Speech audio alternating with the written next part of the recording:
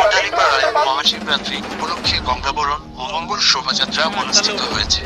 স্থান রাজাপুর সার্বজনীন শ্রী শ্রী নর্মদেশ্বর শিব মন্দির, রাজাপুর, রামশীল, কোটালীপাড়া, গোপালগঞ্জ।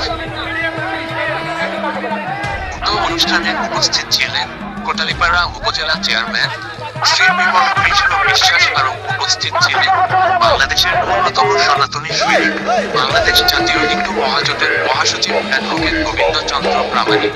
এছাড়া উপস্থিত ছিলেন ভারতের সকল মঠের সরকারি পূজারী। অনুষ্ঠানমালা শুক্রবার সকালে গঙ্গাবরণ, তারপর রাত 8 থেকে ভগবান শিবলিঙ্গের উপর বেলপত্র ফুল জপন এবং অনবর সাংস্কৃতিক অনুষ্ঠানের মাধ্যমে রাতবার শনিবার সকালে বিশ্ব শান্তি কামনায় বৈদিক যজ্ঞানুষ্ঠান, রাতে সংখ্যাসুরবদ্ধ ধর্মীয় কনসার্টের মাধ্যমে অনুষ্ঠান সমাপ্ত করা হয়।